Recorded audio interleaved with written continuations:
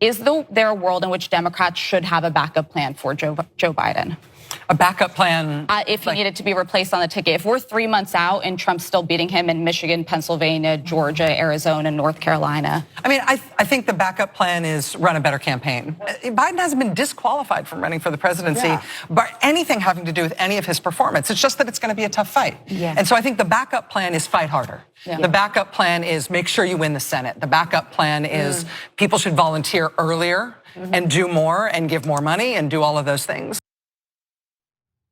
That was MSNBC host Rachel Maddow back in June of 2024. And keep that in mind when you consider that Semafor spoke to key media figures across digital, print, and legacy media, Republicans and Democrats, to discuss the things that they got wrong in 2024. And judging by that video you just watched, Rachel Maddow did get some things wrong. The question is, did she learn a damn thing about it? Well, rather than citing her real mistakes and terrible predictions, she actually ended up blaming her audience. So here's her statement to Semafor. She said, "I thought people would be more unnerved by JD Vance, less the cat lady thing and more the Americans are going to have to get over the dictatorphobia Mencius Moldbug thing."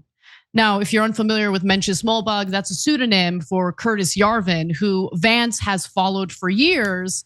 And Curtis Yarvin is someone who's against liberal democracy and is in favor of a monarchy, though he seems to have a tough time defending that position. Cenk Uygur actually interviewed him about it, and it was embarrassing if you ask me. But on October 1st, Gallup released the following poll comparing voter ratings between Tim Walz, who was the VP pick for Kamala Harris, and JD Vance. And yeah, I mean, she is right that people didn't seem to fear JD Vance as much as she was hoping for. So at that point in time, in October of 2024, less than half of registered voters nationally had a positive view of Tim Walz or JD Vance. A combined 46% rate Walz as either an excellent or pretty good choice versus 41% for JD Vance. And despite Walz's slight lead on this measure, the two were equally likely to be rated as poor choices. Just under 4 in 10 voters see each as such. So she is right that people didn't buy into the fear mongering about JD Vance as much as she hoped for, but to kind of pivot to what she believes her audience got wrong, or the Democratic voters got wrong, or voters in general got wrong, instead of taking ownership of the things she got wrong, is kind of amazing. But what do you think, Cenk? Yeah, so I mean, look, even that quote is telling, because it's indecipherable to the average person. Get over dictatorphobia, Mencius Moldbug thing. What are you talking about? So look, I interviewed Curtis Yarvin, as Anna pointed out, so I know what she's talking about. The average person doesn't. And nobody knows about Curtis Yarvin. And yeah, he's comical and ridiculous, and that's why I'm worried about JD Vance and Donald Trump, and that's why I voted against them. But the average guy doesn't know that Curtis Yarvin is in favor of a monarchy, which is actually a dictatorship, which is what JD Vance was, the fact that JD Vance is in favor of that is problematic, etc. So one, out of touch with what actual human beings are going through. They're worried about gas prices and food prices. They're not worried about Mencius Moldbug, who they've never heard of. And secondly, and even more importantly, she's saying, damn it, the fear mongering didn't work. Yeah, totally. That's exactly right. I mean, it's amazing that, look, I'm always amazed at the, I guess, allergic reaction to any self-reflection at all. It's okay to admit that you got things wrong. It's actually admirable when people admit, especially people in media who are supposed to be, sharing accurate information. It's okay to say, look, I got that wrong. In fact, we're gonna give you examples of people who actually did take ownership, and I give them a lot of credit for that. It builds credibility when you're willing to admit when you've gotten something wrong. And by the way, remember, this is what she said when Joe Biden ultimately ended up dropping out of the presidential race. Just thinking about the president right now, what a man, what a patriot. what an act of selfless devotion to your country. And he has been a phenomenal president. He ended the presidency of Donald Trump at one disastrous term.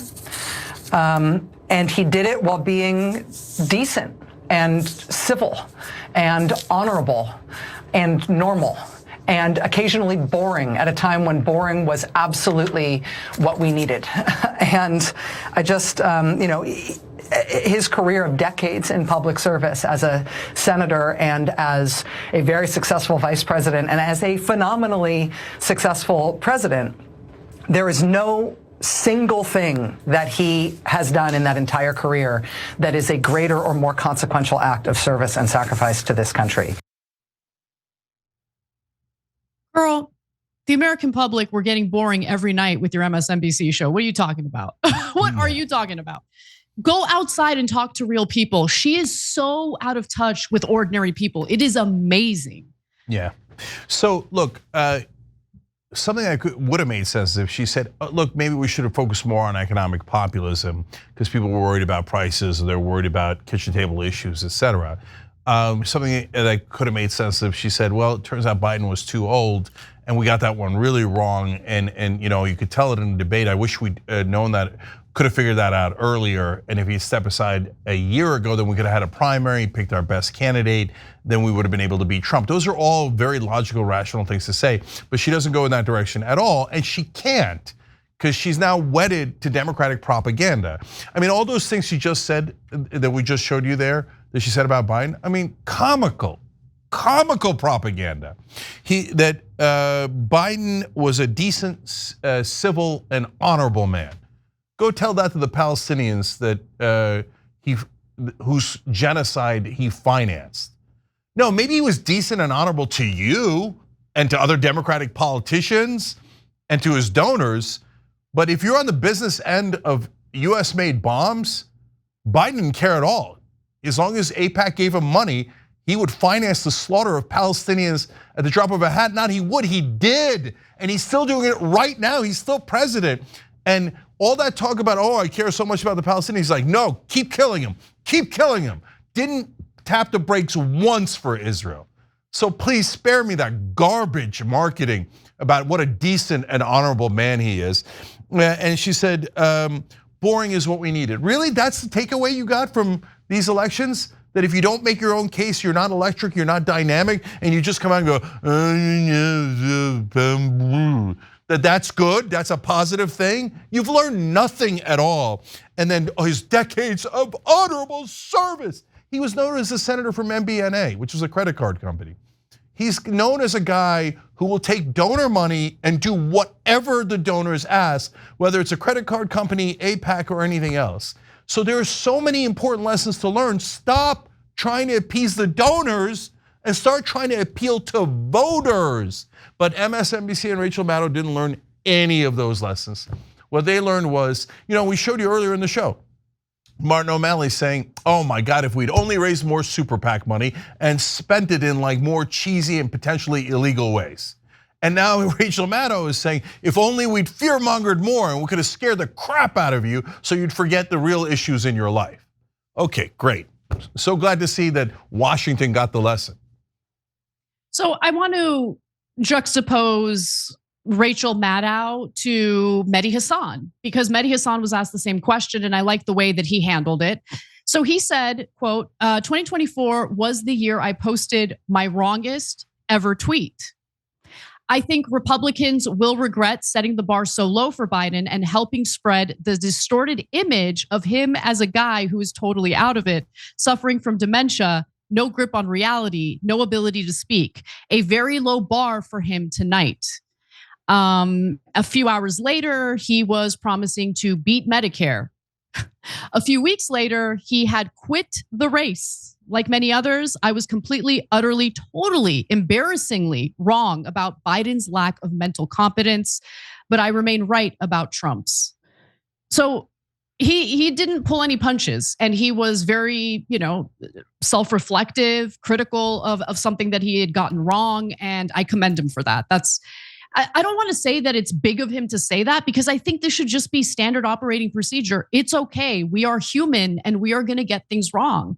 Again, it shows that you are a credible person when you're willing to take ownership of your mistakes and recalibrate. And so hopefully that's what happens, that Mehdi Hasan doesn't just take what the mainstream media says about Democratic politicians at face value. You shouldn't take anything that anyone says about any politician at face value. You should always be skeptical and dig a little deeper to see if there's more information, especially if people are trusting you for information and news. Yeah, let me just say quickly there. So Mehdi's statement is great, because that's what taking ownership looks like. So God bless on that. But I think I'm going to stop calling Trump dumb, and I've done it thousands of times, right? Because maybe my bar is too high or something. Because I called him dumb, but he actually did an effective strategy with the McDonald's and the garbage truck and running as a populist, fake or otherwise, reaching out to his base more, going to online media. These are all correct strategies. And meanwhile, Rachel Maddow and Mehdi Hasan are they might be a lot of things, but they're nowhere near dumb. Perfectly, really smart people, both of them. And they both couldn't see. And Rachel, I think, couldn't see because her financial incentives were lined up with not seeing. But Mehdi is a super smart guy, and he couldn't see it either, that Biden was way too old, was obviously had dementia. They couldn't see so many things about this election that I thought were patently obvious. And so, I don't know, man. Yeah. I don't know. People are blinded by the bubbles they're in. And then if you try to pop those bubbles, then they get furious at you. But this whole party has to turn around, and we've got to go in an economically populist direction. Otherwise, they're going to be saying the same exact things after the next presidential election. I want to give myself credit for something, because one of the other things that Trump did that I gave him credit for when everyone else was clowning on him was when he put himself out there and went and spoke before libertarians at some libertarian conference during the election. Now, he got booed at one point, and that's why, the left overall was like mocking him about it. But I gave him credit because he was doing what you're supposed to do as a presidential campaign. He is going to parts of the country or speaking to people who typically might not even consider him to make a case for voting for him. And that takes courage, that takes strategy, and that was the right thing to do. Now, ultimately, I don't know how many libertarians ended up casting their ballot for him, but I know that Dave Smith, who is a libertarian and didn't really particularly love Donald Trump, ended up supporting him over Kamala Harris. But the point is, sometimes you have to go into uncomfortable situations to make a case for yourself as a politician, and Trump was willing to do that. And Democrats are not willing to try to convince voters at all. All they want to do is yell at them, fearmonger, blame them after the election. And look, guys, I used to think this stuff was super elementary, but apparently not. Apparently 98% of Washington can't figure out the most fundamental part of politics. You appeal to the voters. Voters, not to donors, not to super old Democratic politicians, not to the powerful, and you try to reach to more voters and welcome them in instead of pushing everyone else out of your party and yelling at them and calling them names. But I mean, I don't know the Democrats are ever going to learn that lesson.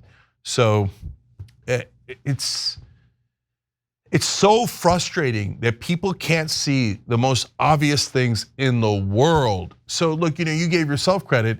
I mean, Jesus, guys, I ran against Biden as a protest candidate in a wild, crazy run because it was so obvious to me that he was too old and had dementia and was going to lose. His polling was terrible. He was in the low 30s. No incumbent in the low 30s can possibly win. And these are all supposed to be professionals.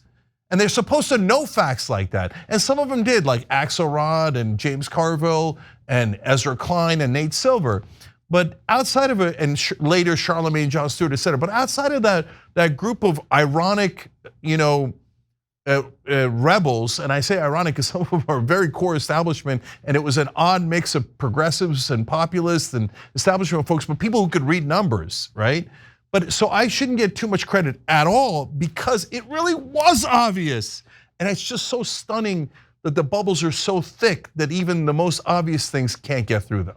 Thanks for watching The Young Turks, really appreciate it. Another way to show support is through YouTube memberships. You'll get to interact with us more. There's live chat emojis, badges. You've got emojis of me, Anna, John, JR, so those are super fun. But you also get playback of our exclusive member-only shows and specials right after they air. So all of that, all you gotta do is click that join button right underneath the video. Thank you.